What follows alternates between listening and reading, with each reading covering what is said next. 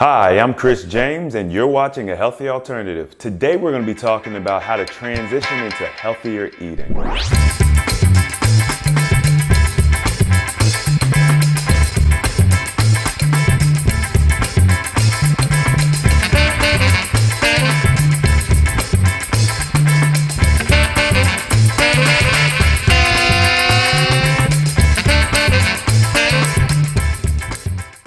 All right, guys, so I feel like it's been, a month since I've done a video, so I figured I'd do one real quick for you guys. And today, just based on how the conversation's been going on the group, I figured it might be a good time to talk about how I transitioned into a healthier eating lifestyle.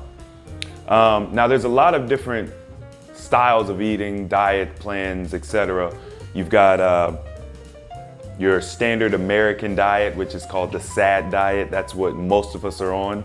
You know, that includes McDonald's and Pizza Hut and chicken that's chemically grown with steroids and artificial food and just terrible GMO stuff. Then you have a Pescetarian diet, which is pretty much you're not eating the unhealthy meats, you're eating fish and maybe sometimes chicken.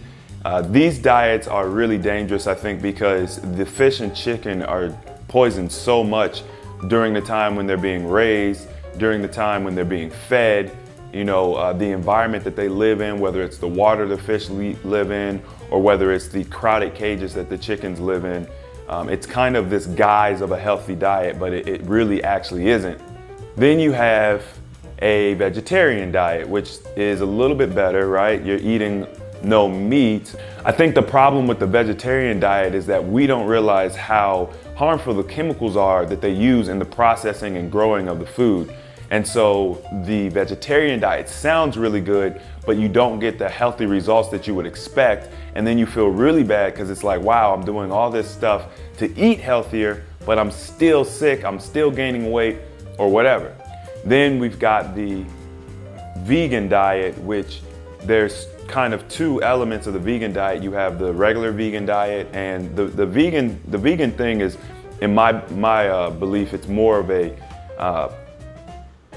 we don't want to hurt any animals type thing versus this is a healthy diet. It's like they'll eat pretty much anything that doesn't have anything to do with an animal being harmed or things of that nature, or whether it's clothing, they won't wear clothing that uses animal fur and things of that nature. So their concern isn't really health based, it's animal based.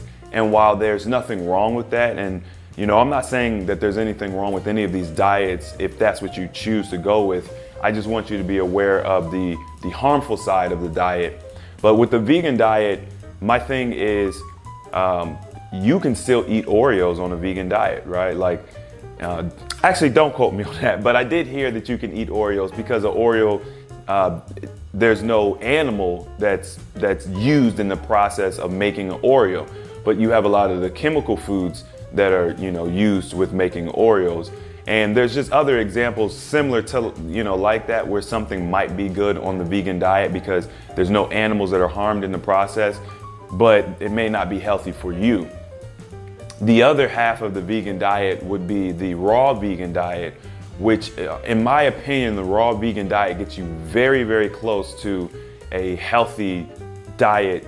Once again, you still want to be careful about your GMO foods and stuff like that, but when you're not eating any animal products, meat, dairy, cheese, that sort of thing, it really does help out a lot. Now, you still need to be careful of like drinks, what you're drinking or whatever, refined sugars and that sort of thing. So you can still get yourself into trouble, I suppose, with the raw vegan diet. I'm not really sure, I'm not gonna lie. Like, I haven't done a lot of research on the raw vegan diet, but from what I understand, it is a really solid diet. Maybe not super fun for a lot of people to eat, but I actually recently went to a raw vegan restaurant and it was delicious. So I don't know, maybe it's just something that takes a little bit more work to get used to, but I really enjoyed the food and nothing was cooked. Then you have what I would consider the next best diet. And once again, this is just my opinion. This is what I eat, which is the alkaline diet. And the alkaline diet just means that you're eating all natural foods. Okay, so you have your hybrid foods, you have GMO foods, you have chemical foods, etc. These are natural fruits, vegetables, grains that the earth provides naturally. This is without any human cultivating or doing anything of that nature. The earth just provides these things naturally. And I have found that my health has boosted tremendously on this diet. The good thing about it too is you can eat as much as you want, and as long as you've got good digestion popping off, you're not gonna gain any weight. So this is one of the diets where you can have sweets and you can have, pasta, you can have anything that you want, and you don't have to worry about that massive unhealthy weight gain. I've actually lost weight eating on this diet. I've slimmed up quite a bit, which is why I've been in the gym lately. And I do have some updates coming for you guys, but I'll probably be doing my first update video in a month or two, just so that we've got a good time to, get used to my exercise routine, what I'm eating, and you guys can see some nice progress pictures. Okay, after that, you've got the Fruitarian Diet. And the Fruitarian Diet is really just you eat fruit, that's it. This diet is something that anybody could do. If you like fruit, you just pick a couple of fruits you like, or maybe you start trying different fruits or whatever, just eat whatever kind of fruit you want, as much fruit as you want. And there's pretty much, from my research, no negative side effects. Now, I know a lot of you guys out there will say, oh, you're not getting all your proper nutrition, but if you've been watching my videos, you know that I believe that the body produces the proper nutrition when it's healthy. So even if you're on a fruitarian diet, as long as you're getting, air and sun and clean water, and you're eating fruits and vegetables, your body will naturally produce the vitamins, minerals, and other, substances. It'll keep your body, the hormones will be in balance and everything like that. Your body regulates itself. So you can kind of eat whatever you want when you're eating healthy like that. And it's not something that you have to worry about. And if you don't believe me, check out that protein video me and my brother did, Jonathan. We did an interview with him because he's gained about 10 to 15 pounds of muscle while fasting. He wasn't even eating. And so that right there shatters all of the preconceived notions that we have to eat a proper diet in order to have energy, in order to have proper muscle growth, development, recovery, etc.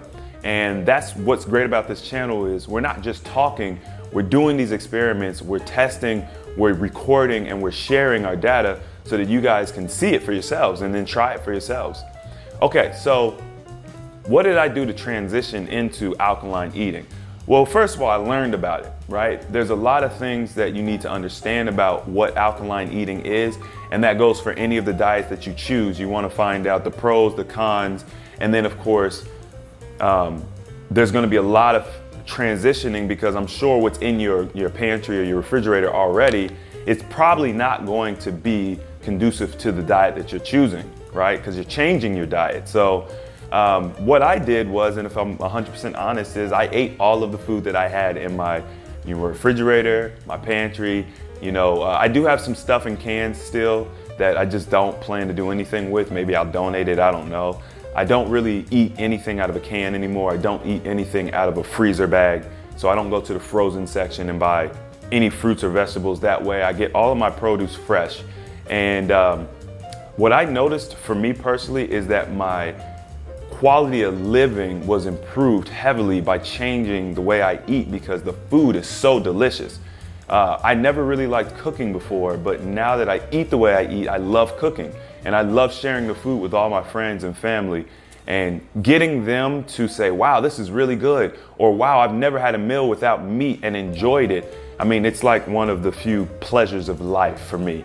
I love getting those responses. And then obviously they realize, wow, I don't need meat to have an enjoyable meal. As a matter of fact, this food is better than what I usually eat. So first thing I did was I ate up all of my bad food. I didn't want it to go to waste. Now you can give it away, you can throw it away, that's based on you, but I didn't do it that way. I ate it all. But once I ate it all, when I was going to the store, I was buying the things that would be conducive to my new alkaline diet.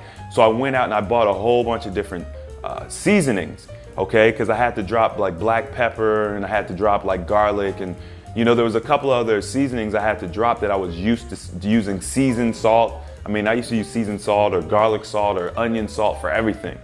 Now I do still use sea salt, but maybe you can make your own version of a seasoned salt using sea salt and like onion powder and make like an onion seasoned salt type thing. Anyway, I digress. So as I was buying new things, going to the grocery store, I was just buying things on my alkaline list.